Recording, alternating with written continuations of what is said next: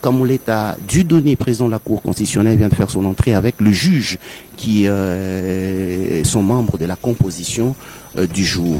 Nous allons suivre quelle est la décision de la Cour constitutionnelle. On attend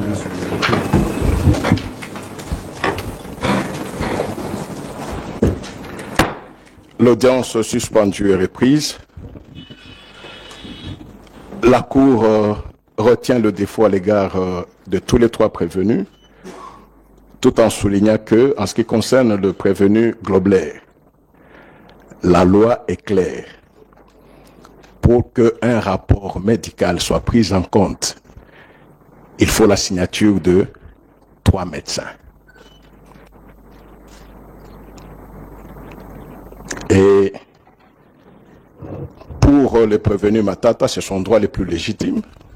On ne revient pas sur ce que le procureur général a dit, mais on souligne tout simplement que la Cour n'a pas connaissance d'une quelconque décision ou prise de position de l'Assemblée nationale. Les députés peuvent parler, ils sont libres. Mais l'institution Assemblée nationale n'a pris aucune position, aucune décision, parce que, étant le sanctuaire de la démocratie, l'Assemblée nationale sait très bien que la teneur de l'article 151 de la Constitution ne lui permettrait pas une telle position. L'indépendance du pouvoir judiciaire est consacrée et l'interaction entre institutions doit être respectée. Cet article dit très bien que l'Assemblée nationale ne peut ni donner d'injonction au pouvoir judiciaire, ni intervenir dans un procès en cours. L'Assemblée nationale, étant au courant de cela, a normalement pris aucune position contrairement à ce qui peut être dit. Ce faisant, nous continuons.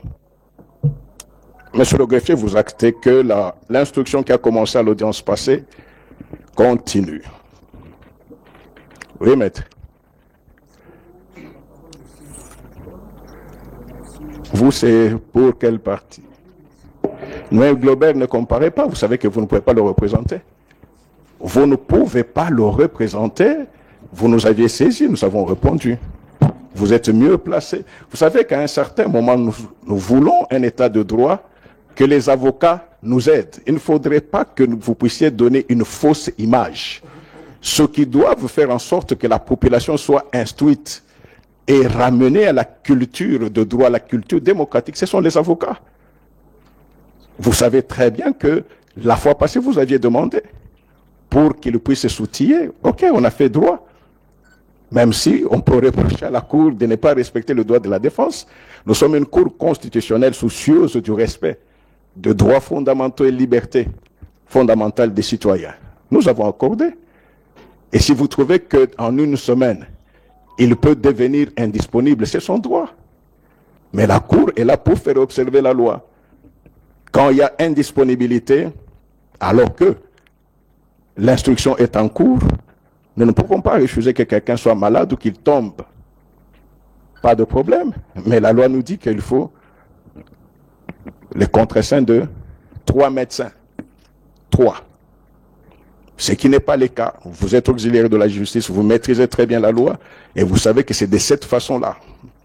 La loi n'étant pas rencontrée, les défauts est retenu. Et comme les défauts est retenu, vous ne pouvez pas le représenter. Ce qui fait que la Cour ne peut pas vous accorder la parole. Nous continuons l'instruction.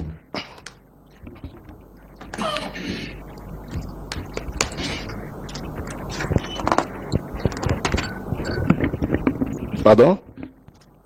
Monsieur le procureur général, vous avez la parole.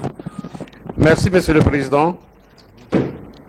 Nous voulons faire application de l'article 56, alinéa 2 du Code de procédure pénale, lequel article donne au ministère public le pouvoir de faire citer devant vous 3 catégories de personnes, à savoir les prévenus, les civilement responsables et toute personne dont l'audition lui paraît utile à la manifestation de la vérité. Monsieur le Président, en application de cette disposition,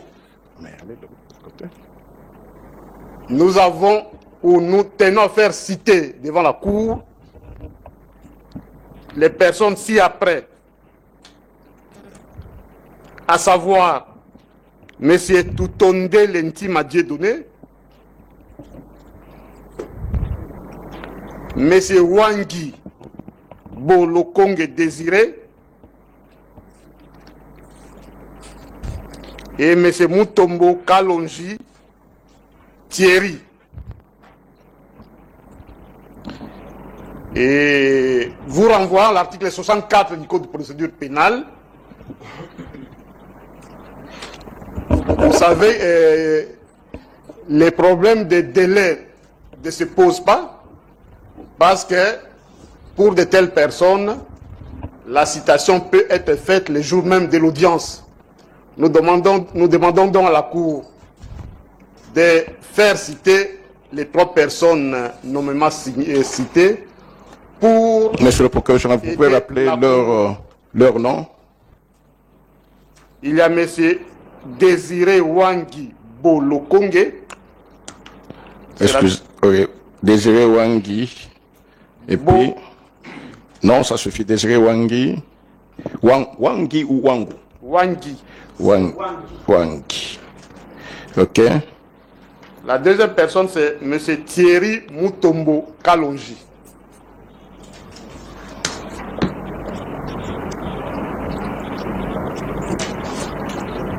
Oui. Et enfin, il y a M. Dieudonné Toutondele.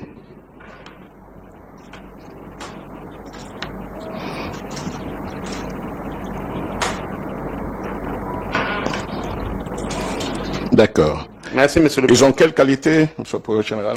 Monsieur le Président, ce sont des inspecteurs généraux des finances qui ont commencé cette enquête. Et le ministère public estime que ce sont des personnes qui peuvent aider la Cour à éclairer sa religion et à bien dire les droits. Nous en dit, Monsieur le Président. Merci. Monsieur Désiré Wangi, Monsieur Thierry Mutombo et Monsieur Dieudonné Koutondele.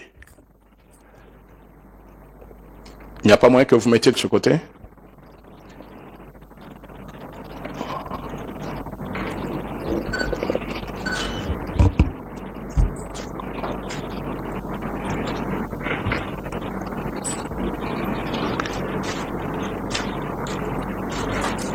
Désiré Wangi, vous pouvez décliner toute votre identité et votre profession.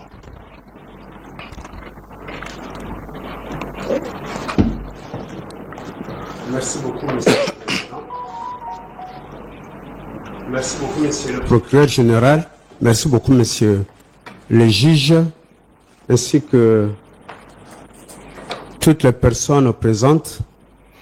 Oubliez le procureur général, oubliez toutes les personnes présentes à recevoir la Cour. Point. Ok, merci beaucoup. Je m'appelle Désiré Wangi Bolokonge. Je suis inspecteur général des finances. Chez nous, je suis chef de brigade des recettes, des organismes et des services non fiscaux. Monsieur Thierry Mutombo. Merci, Président.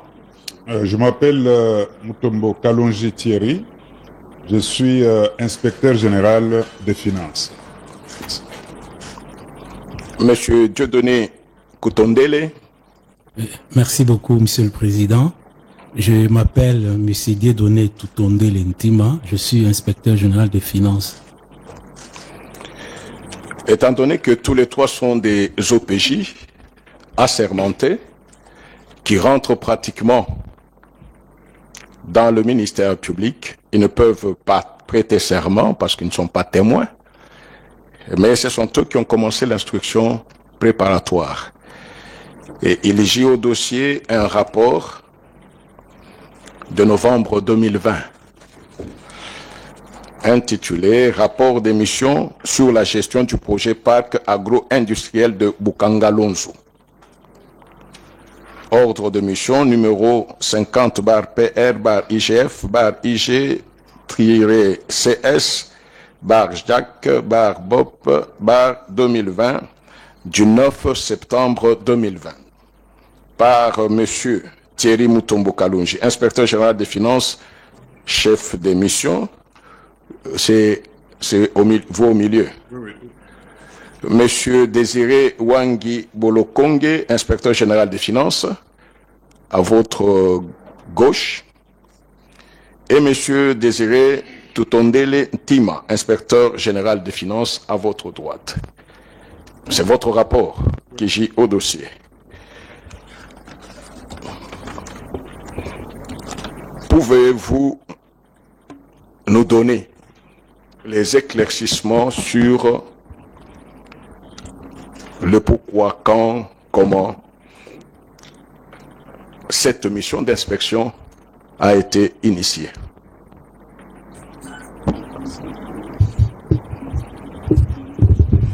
Oui, Monsieur le procureur général. Merci, Monsieur le Président.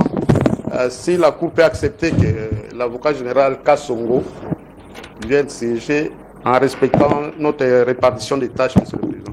Il n'y a aucun problème. Vous pouviez même vous changer sans même demander à la Cour. Par respect à la Cour, Monsieur le Président. Merci beaucoup. Vous avez votre autorisation.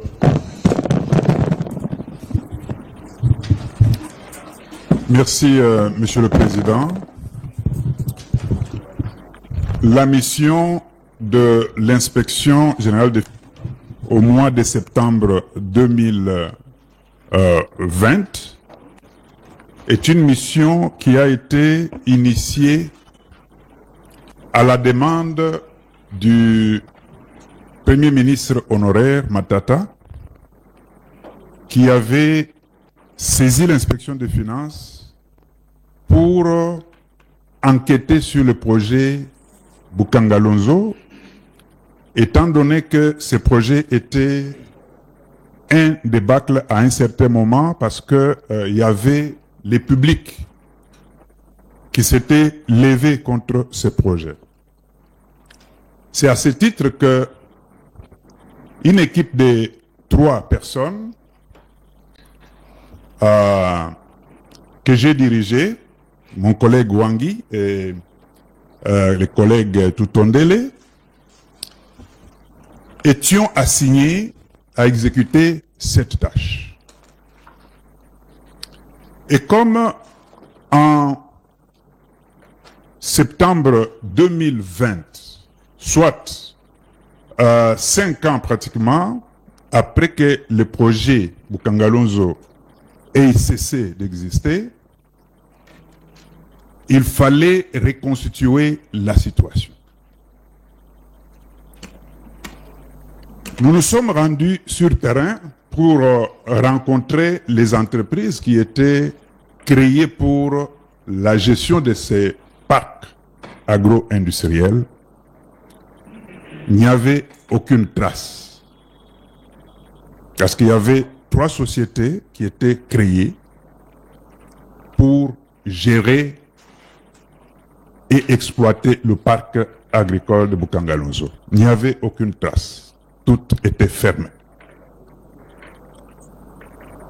Alors on s'est dit qu'il fallait remonter à la source pour reconstituer la situation. C'est comme ça que nous avons commencé nos investigations auprès de la Banque centrale.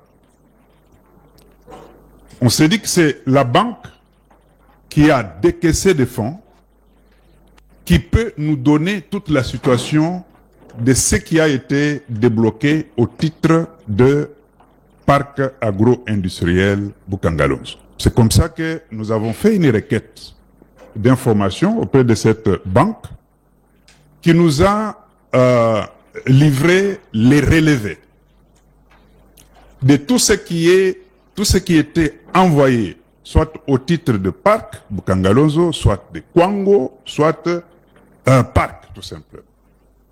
Alors, de ces fichiers qui étaient très longs, nous avons trié, nous avons filtré pour ne retenir que les fonds décaissés au titre des parcs Bukangalonzo.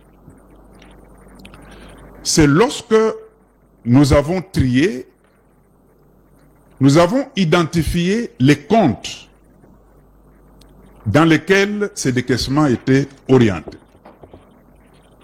Il y avait un compte en Afrique du Sud, les comptes gérés par Africom Commodity, en sigle Africom, dont l'administrateur principal c'était Monsieur Globert Christo. Et 3 autres comptes, c'était des comptes locaux pour les 3 sociétés qui étaient créées.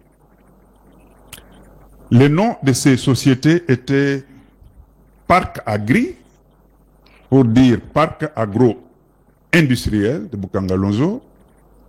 Il y avait CEP Agri, qui était la société d'exploitation du parc agricole de Bukangalonzo. Et la 3e, c'était Marikin. C'était la société internationale de Kinshasa. Donc, marché international de Kinshasa.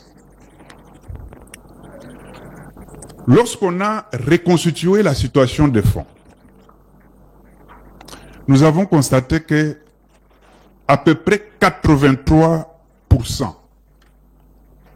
des fonds décaissés étaient envoyés en Afrique du Sud, dans les comptes de Africom. Tous les détails sont versés dans les rapports, Monsieur le Président. C'était seulement 17% qui étaient des fonds décaissés pour les partenaires locaux, notamment pour les 2 sociétés qui avaient soutiré le courant de la nationale numéro 1 jusqu'au niveau de Bukangalonzo et la construction du poste qui devrait alimenter le parc en énergie électrique.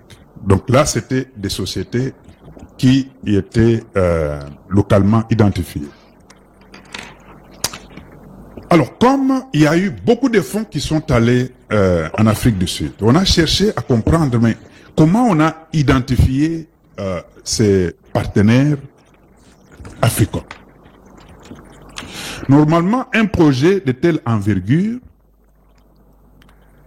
engageant plus de 280 millions de dollars, et le chiffre reconstitué de la Banque centrale dégageait 287 millions de dollars, y compris les 1 milliard 100 millions que les fonds de promotion de l'industrie avaient aussi débloqués. Donc le tout faisait 287 millions. Alors c'est comme ça que nous nous sommes intéressés à connaître qui était Africom. Monsieur le Président, on a écrit à Monsieur Globler Christo. Nous avons même causé avec lui au téléphone. Et nous avons constaté que Africom n'avait que 3 ans d'existence. Elle était créée en 2011. Alors que le projet Bukangalonzo a commencé en 2013. Ça veut dire que dans 3 ans, la société ne pouvait pas démontrer une expertise dans la construction et dans l'aménagement d'un parc agricole. Nous avons aussi constaté que Africom n'était qu'une société holding. Et quand on parle d'une société holding, on voit une structure, superstructure, qui gère des filiales du même groupe. Donc, une société holding n'a pas d'activité propre, si ce n'est qu'assurer la coordination des activités de ses filiales. On a interrogé les filiales de cette société pour voir s'il y avait parmi ces filiales une qui était spécialiste en gestion de parcs. On n'en a pas trouvé. La principale filiale, c'est Triomphe, qui est spécialiste en production des engrais agricoles. Et cette société a une filiale ici au Congo, dans le Bas-Congo, qui s'appelle aussi Société Triomphe. Une autre filiale qui était un peu active, c'était une société qui fabriquait et livrait des tracteurs, des petits tracteurs agricoles, mais pas de traces sur la gestion des parcs. La troisième société, c'était Desticlops. Cette société, c'est une société de commerce général. On a cherché aussi à connaître quelle était la spécialité de cette société. On a découvert que c'était une société créée en 2011, mais qui n'avait pas d'assises sur le marché. On a interrogé la plateforme de compagnies sud-africaines pour savoir si ils ont des informations sur cette société, Desticlops. Et ils nous ont répondu que non, c'est une société qui a été effectivement enregistrée pour faire le commerce général. Mais sur le terrain, il n'existe pas. Ils ont fait des recommandations pour que l'on ferme cette société. La pièce est dans les rapports, Monsieur le Président. Mais c'est cette société qui est, entre guillemets, fictive, à laquelle on a confié la mission d'asphalter la route qui devrait relier la nationale numéro 1 jusqu'au niveau de Bukangalonzo. Et cette route n'a jamais été asphaltée. C'est cette société qui a perçu des montants au titre des prestations comme rémunération par rapport à ce qui se faisait. Monsieur le Président, on a cherché à connaître qui étaient les dirigeants de cette société et on a trouvé que c'était Monsieur Globler et Monsieur Peter Venter. Les deux là, ce sont les deux qui ont aussi piloté le parc agro-industriel et même les trois sociétés dont je parlais tout à l'heure. Et nous pouvons comprendre comment la situation était très délicate. Moi-même, Monsieur le Président, j'ai écrit encore à Monsieur Globler pour lui demander les états financiers, pour lui demander les justificatifs de tous ces montants qui représentaient plus ou moins 232 millions de dollars. Parce que nous avons enlevé les montants qui étaient destinés à la construction du poste qui devrait permettre les soutirages du courant et puis desservir Bukangalonzo. On lui a écrit pour qu'il puisse donner les justificatifs de ces montants. Monsieur Globert a dit que, en gros, je reconnais que toutes ces dépenses et tous ces fonds ont atterri dans notre société, mais il y a une société que nous ne reconnaissons pas. C'est la société qui a fourni un équipement qu'on appelle UBM, et cet équipement a coûté 7 millions de dollars. Alors, il ne reconnaissait pas cette machine. Et quand nous sommes arrivés même sur le terrain, on n'a pas vu cette machine, ou les traces de cette machine. Mais ça coûtait 7 millions de dollars. Mais pourquoi la question lui était posée? C'était censé être réceptionné par sa société ou bien être commandé par sa société? Non, c'est parce que quand on lui a envoyé tous les paiements, les relevés de tous les paiements, avec l'air libellé, alors il a regardé, il a dit, non, mais cette dépense, moi je ne la reconnais pas. Je ne connais pas cette société. Alors c'est comme ça qu'il va écrire, il va nous écrire. Monsieur le Président, je crois que l'email de Monsieur Globert est dans les dossiers. C'est en anglais, mais on l'a traduit en français. C'est ça. Et c'est dans cet email que Monsieur Globert va se plaindre de ce à quoi il se retrouve. Il a même évoqué les problèmes de corruption. Je demanderai à mon collègue de regarder l'annexe, comme ça on peut vous communiquer l'annexe de ces dossiers. Alors, il reconnaissait les autres, mais pour celui-là, il ne reconnaissait pas. Alors, on s'est dit qu'il est difficile qu'on puisse des justificatifs parce qu'il n'y avait pas de comptabilité. La comptabilité était tenue en Afrique du Sud. L'équipe s'est même intéressée à appeler Madame Ida. Madame Ida était la conseillère du Premier ministre honoraire,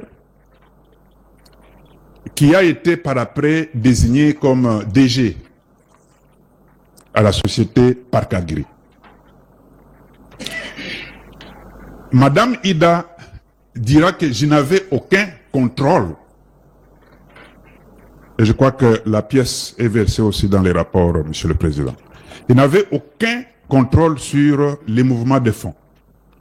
Tout ce qu'elle pouvait gérer, c'était payer des petits fonds pour payer les travailleurs. Les restes, ça ne la concernait pas.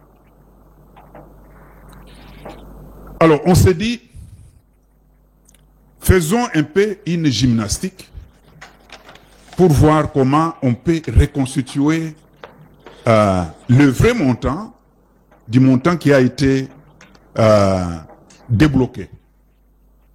C'est comme ça que l'équipe, Monsieur le Président, s'est déplacée pour les commissionnaires en douane, Bolloré. Parce que tous les équipements qui étaient importés, c'était importé et dédouané par Bolloré, Agetraf Bolloré.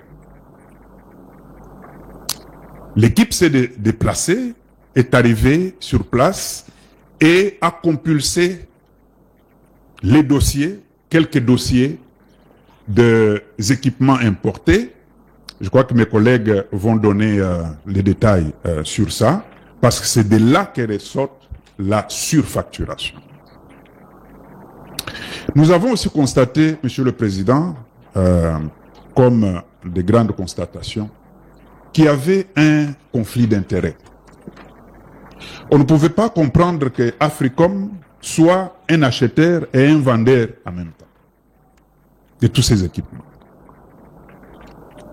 Alors on s'est dit, mais comment on a trouvé M.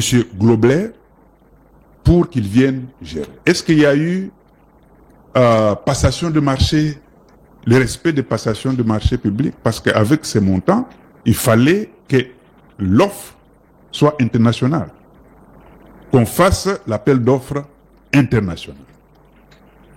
Mais ici, c'est un contrat de gré à gré. Comment on a identifié Africom, une société qui n'avait que 3 ans d'existence, pour gérer un si grand projet? C'était des questions que nous nous posions, Monsieur le Président. Mais lorsque vous regardez le projet lui-même, il est bon.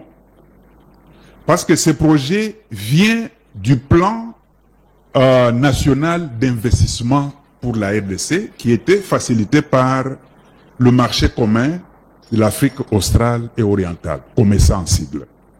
C'était en 2012, lorsqu'on a adopté ce programme-là. Et ce programme prévoyait la construction des parcs agro-industriels dans toutes les provinces du pays. Et c'est un programme qui était piloté par le Premier ministre était venu encourager ce plan-là au niveau de l'agriculture. C'est comme ça que ce plan devrait être concrétisé à partir d'un projet pilote. Et Bukangalonzo était choisi comme un projet pilote. À partir de ce succès, eh bien, on pouvait étendre ce projet. Il prévoyait 3 grandes étapes. La première, c'est de construire les parcs. La deuxième, donc construire les parcs et produire le maïs. La deuxième phase, ou deuxième étape, c'était d'exploiter le maïs, là, donc la culture de maïs, mais également étendre des activités pour qu'on crée les pocheries, qu'on crée une usine des engrais et diversifier les produits agricoles. Et dans la troisième étape, on devrait maintenant commercialiser les produits de Bukangalonzo. Non seulement pour le marché intérieur, mais aussi exporter. C'est comme ça qu'il y a eu ces 3 sociétés-là, Parc Agri, Cepagri et Maritime. Un bon projet. Mais on a constaté qu'il n'y avait pas d'étude de faisabilité pour un si grand projet. Tout ce qu'on a trouvé, c'était un plan, disons un business plan qui était vraiment squelettique, qui ne renseignait pas grand-chose. Et on a compris par après comment on s'est lancé dans les importations des équipements parce qu'on naviguait à vue. On n'avait pas vraiment une bonne étude de faisabilité qui devrait guider la réalisation du projet. Et c'est comme ça que nous expliquons le débâcle, mais mes collègues peuvent me compléter avec des détails sur les niveaux de détournement qu'il y a eu. D'accord, ils peuvent parler et nous allons éventuellement poser des questions de compréhension. Merci beaucoup, Monsieur le Président. En ce qui concerne les chiffres, l'Inspection générale des finances a procédé par des demandes de renseignements auprès de tous les services qui pouvaient mettre à sa disposition les éléments nécessaires. C'est ainsi que nous nous sommes adressés au ministère des Finances, au ministère du Budget, par la chaîne de la dépense, à la Banque centrale, au FPI, ainsi qu'aux autres banques commerciales, notamment Standard Bank, BCDC, qui ont mis à notre disposition un certain nombre d'éléments.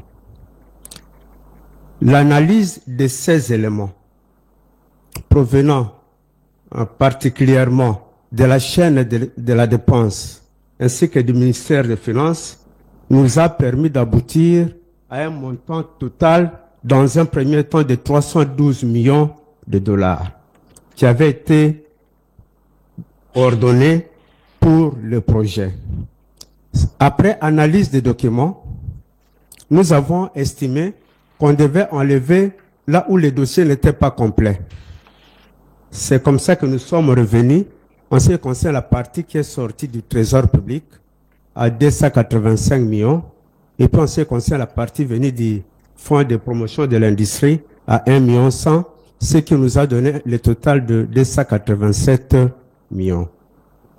Dans l'entretemps, parmi les éléments demandés, nous avons également obtenu, en ce qui concerne les importations, les éléments de la société Triomphe RDC qui effectuait toutes les importations parce que Triomphe disposait d'un arrêté interministériel qui lui accordait les exonérations au nom du parc agricole de Bukangalonzo.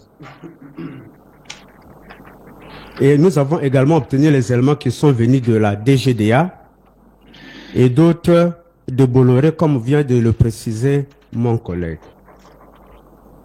Et nous avons constaté ceci. En ce qui concerne les factures, parce que le dossier qui est venu de Triomphe RDC reprenait également les numéros de factures ainsi que les montants payés.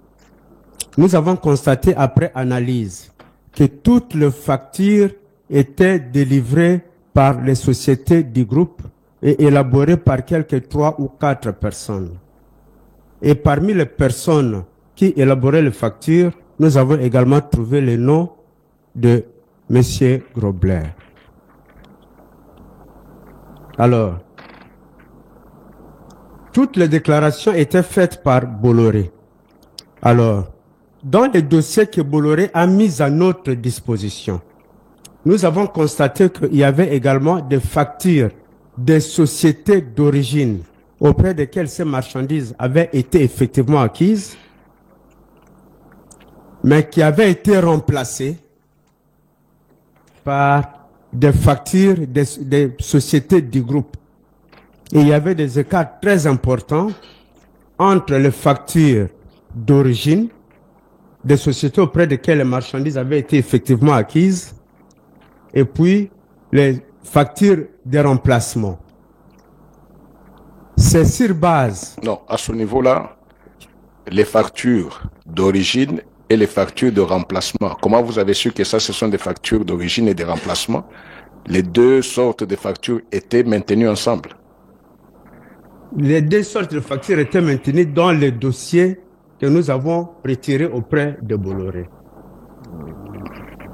Une marchandise qui a été achetée en Chine quitte la Chine pour venir directement en RDC. En ce qui concerne le transport de la marchandise, c'est sans détour, sans transit. C'est acheté en Chine, ça vient en RDC, mais nous avons à la fois la facture de la société chinoise et nous avons en même temps une facture qui nous provient de l'Afrique du Sud. Et ça, c'est contenu dans des dossiers et les dossiers sont à votre disposition également. C'est sur base de ces écarts-là que nous avons reconstitué le montant que nous sommes dit qui n'a pas été utilisé effectivement pour le compte du projet. Voilà, en fait, en ce qui concerne la surfacturation, ce que je veux dire et merci beaucoup. D'accord. Et M. Dieudonné?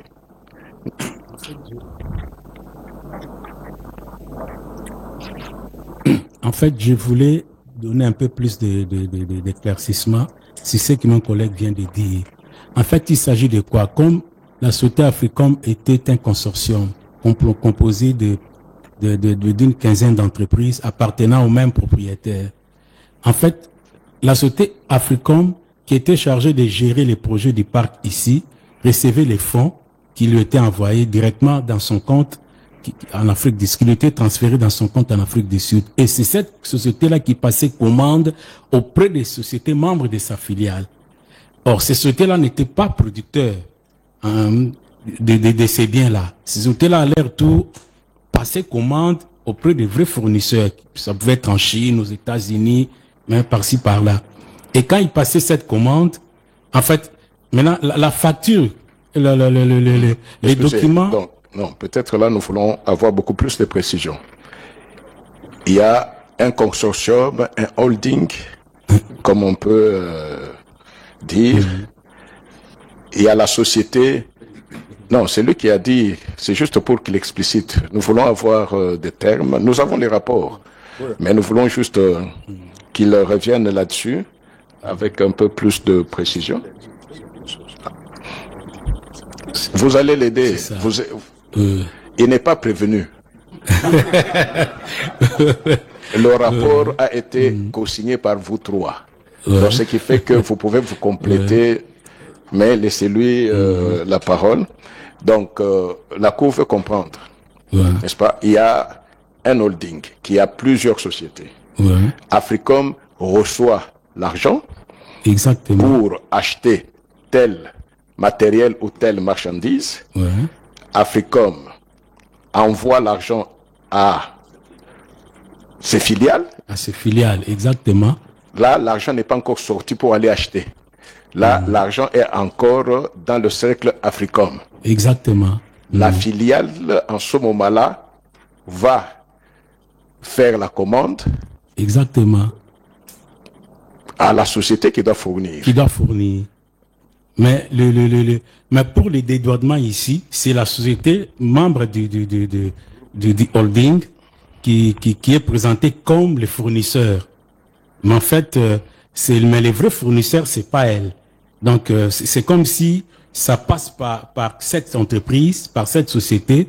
À son tour, elle passe commande et elle fournit comme si c'était elle, le vrai fournisseur. C'est en fait ça.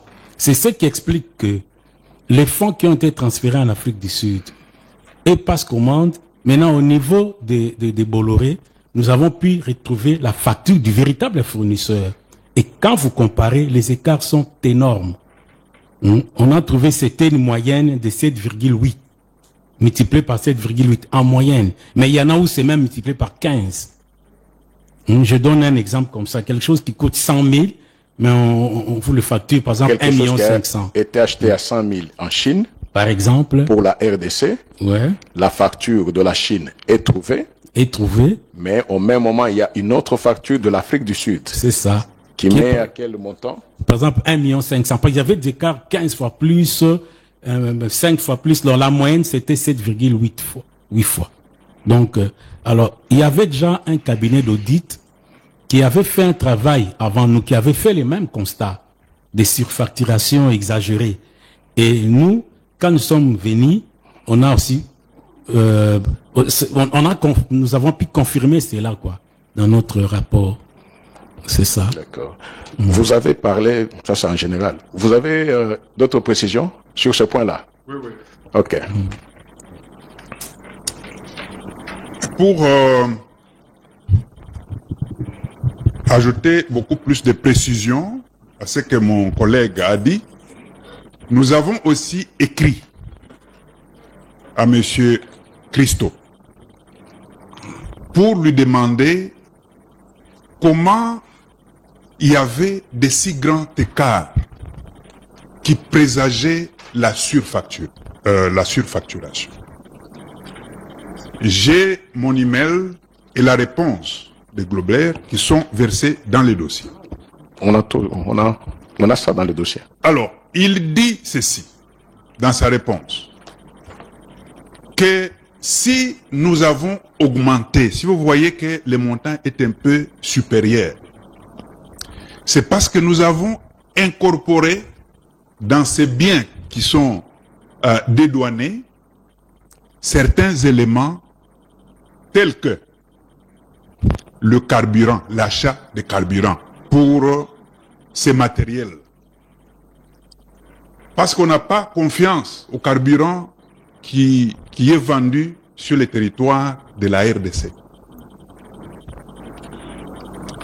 On a incorporé le frais de transport de ces équipements de Matadi jusqu'à Bukangalonzo.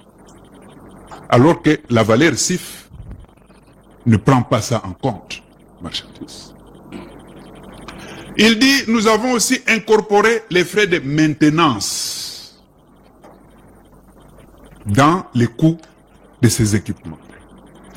Alors que la maintenance, ce sont les frais d'entretien et de réparation. Et ça, ce sont des véhicules, des équipements neufs. Alors, on a compris que ce n'était pas des raisons qui étaient fondées. Donc, ce que Ernest et Young, le cabinet que mon collègue tout à l'heure, à laquelle il a fait allusion, a fait le même constat. Et nous nous sommes allés au-delà parce qu'on a écrit. Et M. Globler nous a répondu. Toutes ces pièces sont dans les rapports. Merci. D'accord. Oui. Merci beaucoup, Monsieur le Président. C'est par rapport aux chiffres. Dans le projet lui-même, en ce qui concerne la production de maïs, le montant de 54 millions aurait pu suffire. Mais comme vous le constatez, nous arrivons à un montant de loin beaucoup plus important de 287 millions. Et l'équipe de contrôle s'est donnée à faire la répartition par nature parce qu'il y a des libellés. C'est comme ça que nous avons quand même fait une répartition par libellé. Les autres fonds n'étaient pas destinés uniquement au projet de maïs, mais aux autres projets, lesquels malheureusement n'ont pas été réalisés. Nous avons Marikina, nous avons l'achat de vaches, nous avons beaucoup de choses qui n'ont pas été réalisées dans nos constatations. L'argent était sorti. L'argent était sorti après la visite des sites. C'est tout ce que je voulais ajouter. Merci. Ok. Quand dans le rapport, vous parlez de la société Triomphe RDC. Est-ce que vous avez cherché à connaître qui en étaient les associés? C'était qui? Il y avait deux associés, donc deux administrateurs principaux. C'était M. Christophe Globler et M. Peter Venter. Ce sont les mêmes qui ont aussi géré le parc. Donc il y avait Triomphe RDC, Oui. Triomphe en Afrique du Sud. Oui, Il y avait Africom. oui.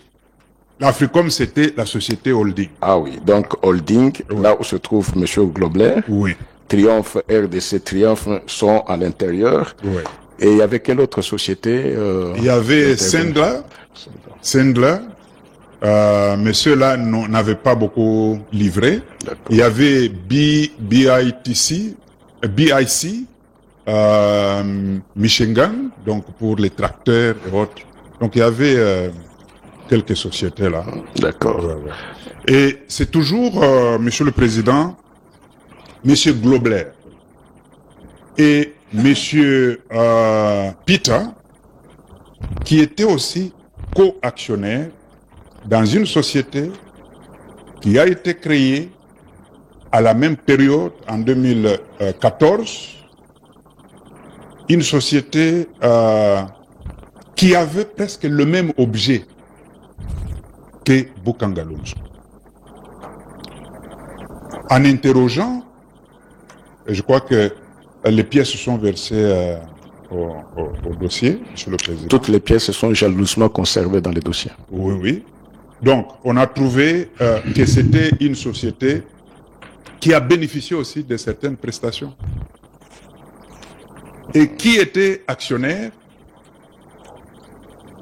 On trouve, collègue, vous pouvez me rappeler, il y avait une dame qui est actionnaire, il y avait monsieur Globler, il y avait Peter, donc le monsieur sud-africain, et puis il y avait un quatrième qui s'appelait Matata. On ne sait pas, est-ce que c'est une coïncidence ou quoi, mais le nom de la dame, qui était, la société c'était Feed Africa.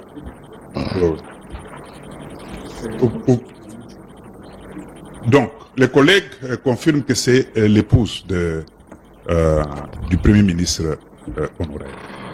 Qui était parmi les associés. Oui, qui était associé majoritaire dans cette société, Feed Africa. Elle était aussi la société était aussi dans les holdings ou bien la consortium. Non, non, elle était en dehors. Mais elle a aussi reçu. Oui, oui, des prestations.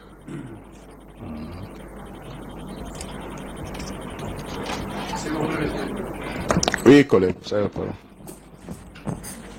Je voulais juste donner aussi une petite précision à propos de Feed Africa. En effet, c'est une société qui a été constituée régulièrement parce qu'avec un numéro d'affiliation. Mais les associés, effectivement, c'est Madame Matata, bon, les postes non est consigné là-bas, c'est l'épouse du Premier ministre honoraire. Il y a aussi M. je crois Mchouli, qui est le frère au prévenu Matata.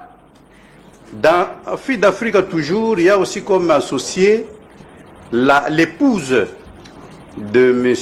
Grobler. Donc ce sont des précisions que je voulais donner à propos de Fille d'Afrique. Et je voulais aussi insister sur le fait que le greffier a bien noté que Desticlox, c'est effectivement une société fictive, mais qui a eu à gérer des fonds publics pour l'aménagement des routes dans le projet Bukangalonzo, route qui n'a jamais été aménagée. Je voudrais aussi insister sur le fait que les inspecteurs généraux des finances OPJ mettent un accent sur M.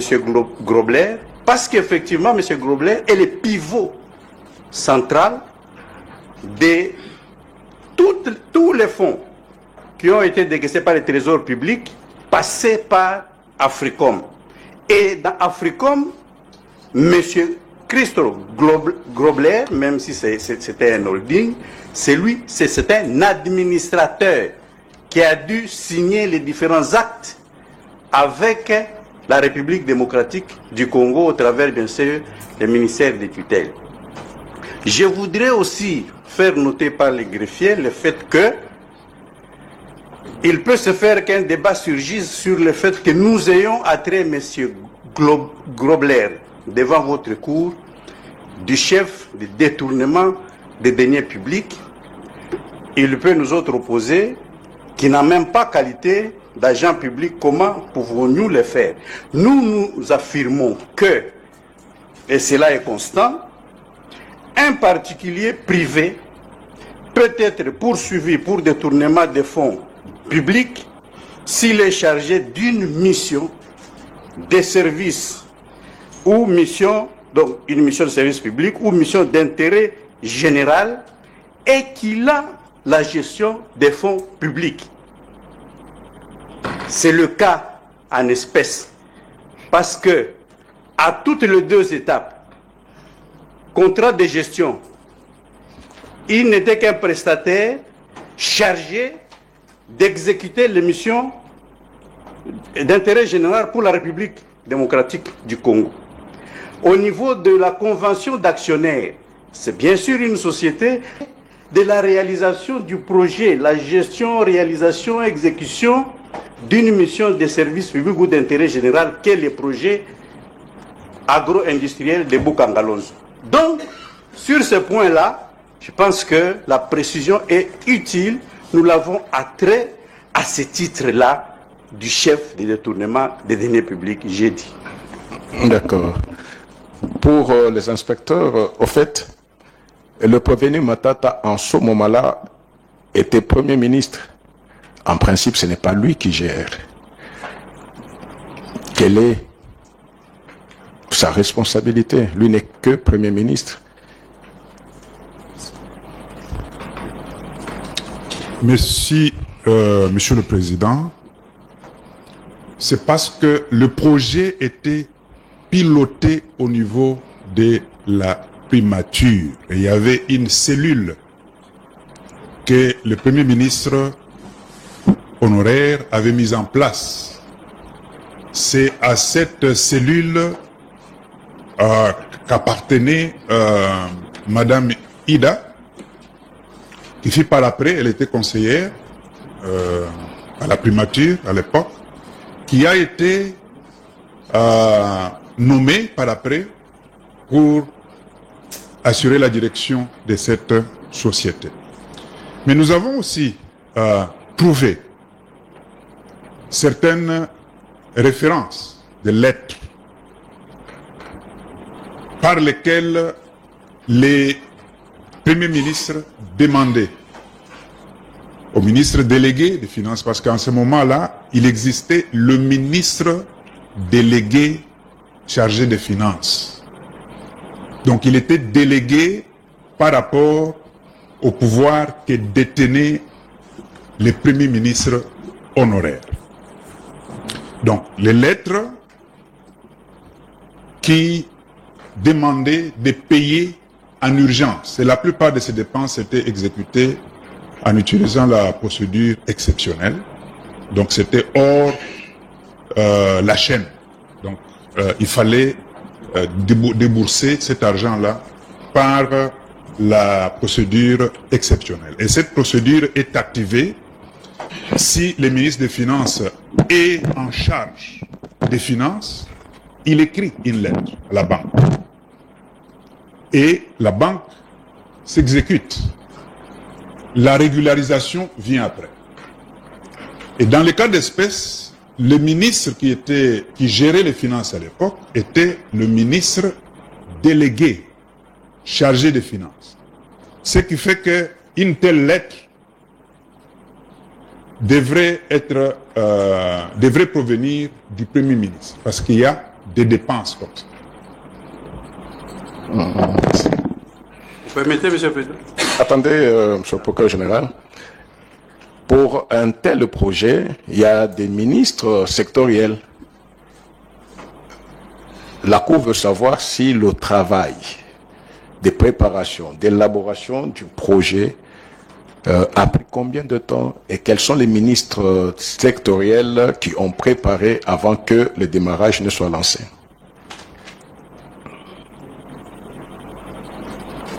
Merci beaucoup, Président. L'équipe de contrôle a fait venir les ministres aussi concernés. Ils avaient été invités et ils ont répondu à nos questions. Et nous avons constaté par la suite que aucun ministre n'était vraiment impliqué. Même pour la signature du projet, ils avaient reçu la correspondance, l'invitation pratiquement le même jour, parce que c'est venu les jours avant. Ils ont reçu puis sont partis pour la signature. Mais pour les documents signés, aussi bien les ordres de mission pour le contrôle, l'évaluation, le suivi, la mise en place du projet, les ordres de mission sont signés PM au niveau de la primature. Les ordres de paiement également sont signés au niveau de la primature.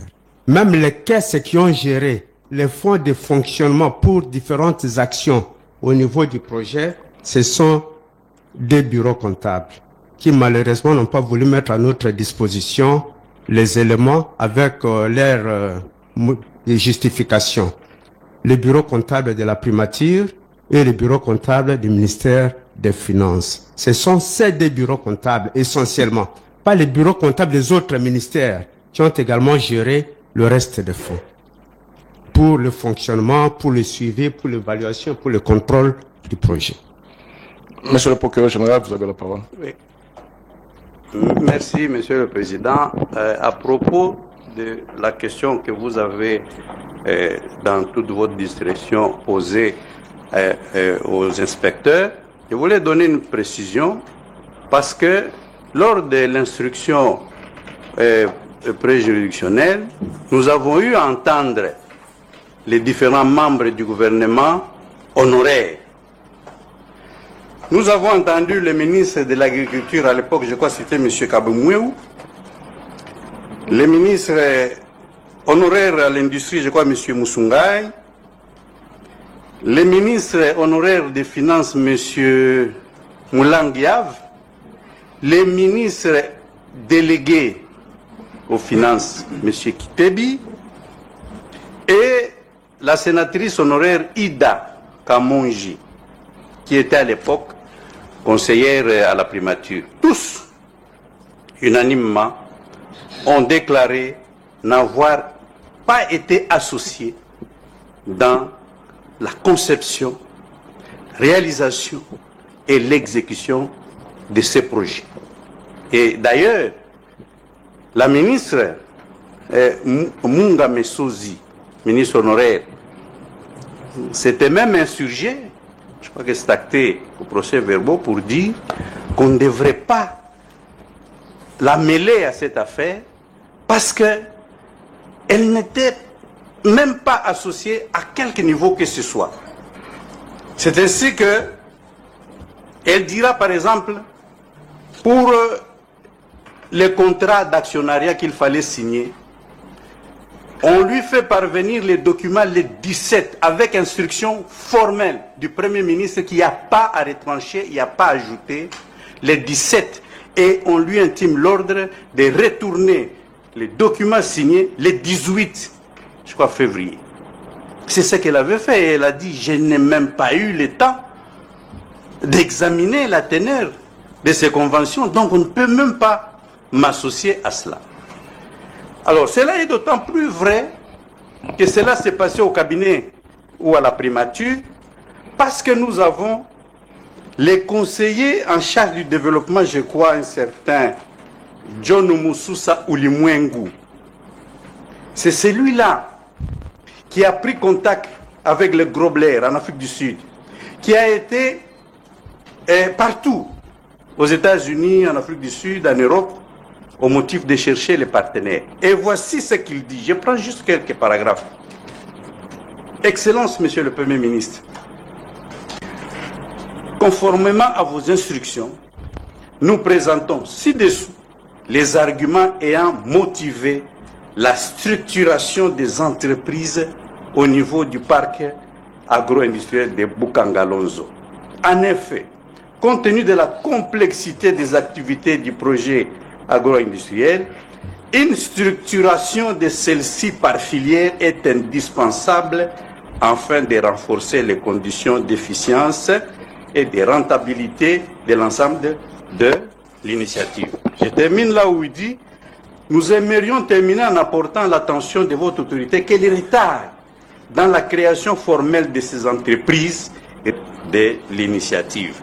Nous suggérons que ces entreprises soient d'abord créées comme entreprises publiques, avec les 100% des parts appartenant à l'État. À la limite, les partenaires d'Africom peuvent être associés comme il s'agirait d'une négociation directe. Vos instructions nous obligeraient, profond respect. Et la ministre du portefeuille revient sur ces messieurs qui venaient avec les documents, avec des lettres contenant des instructions formelles pour qu'on ne retranche ni qu'on ajoute quoi que ce soit. Les PV est versé au dossier. Je crois que les inspecteurs ont fait part aussi de l'intervention pour la gestion au quotidien, pratiquement du projet. Effectivement, les ordres de mission, il y en a plein dans les dossiers. Tous les ordres de mission sont signés par le Premier ministre, accordés aux membres du cabinet, donc de la primature, pour effectuer les missions entre guillemets des contrôles. Bon, apparemment c'était des missions de villégiature. Et les fonds transités par le comptable code 0506 de la primature.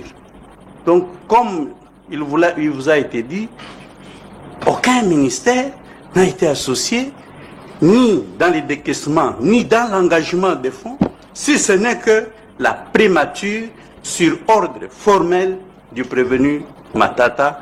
J'ai dit, et c'est la précision que je voulais donner. Merci, chers collègues. Collègues, si vous avez des précisions. Oui, collègue Sylvain.